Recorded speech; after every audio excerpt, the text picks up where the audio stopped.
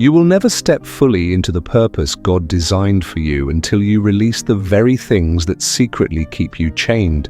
And this truth may shock you, because purpose is never about what you hold on to. It's about what you are willing to surrender. And the first thing you must let go is the weight of unforgiveness, because every time you cling to bitterness, you are choosing to drink poison while expecting someone else to die. Yet Ephesians 4:31 commands you to put away all bitterness and wrath. And until you release that secret grudge against the people who hurt you, you will never walk in freedom, because unforgiveness is a hidden prison that steals your joy while God is trying to lead you into a land flowing with peace. And the second thing you must release is your obsession with control, because many believers secretly want God's blessings without God's timing.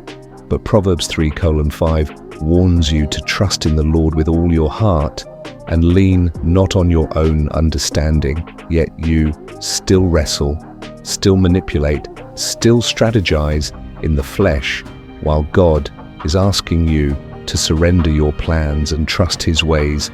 Because if you can't release control, you'll never experience the shocking miracles that only happen when your hands are empty and His hands are free to move.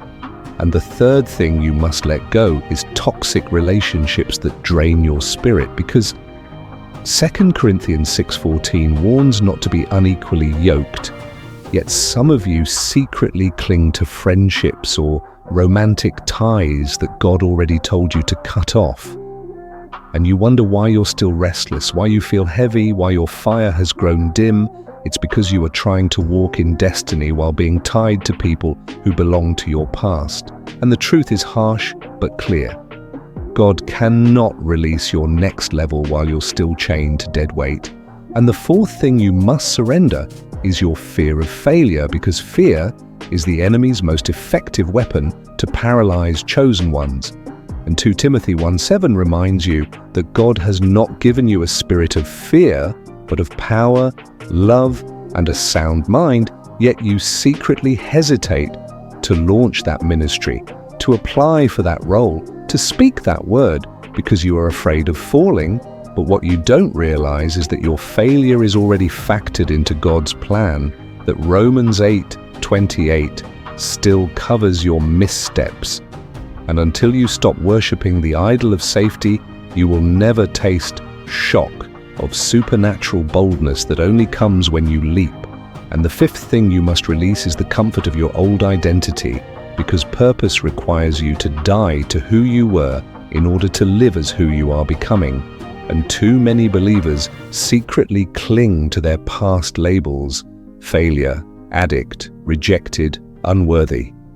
When Isaiah 43:18 says, "Forget the former things, do not dwell on the past," and you cannot walk into the new thing while clutching the ashes of the old, because your true identity is hidden with Christ in God.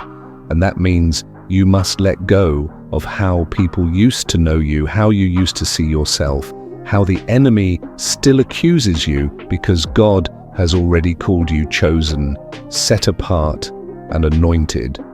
And when you finally release these 5 things, the venom of unforgiveness, the illusion of control, the trap of toxic connections, the grip of fear, and the mask of your old identity, you will find yourself standing in the shocking light of divine purpose, no longer weighed down, no longer double-minded, no longer a prisoner of the past, but fully surrendered to the author and finisher of your faith. And this is your warning and your invitation. Until you let go, you cannot move forward. But the moment you truly release what has secretly held you, heaven will move, doors will open, chains will break, and you will finally walk in the reason you were born.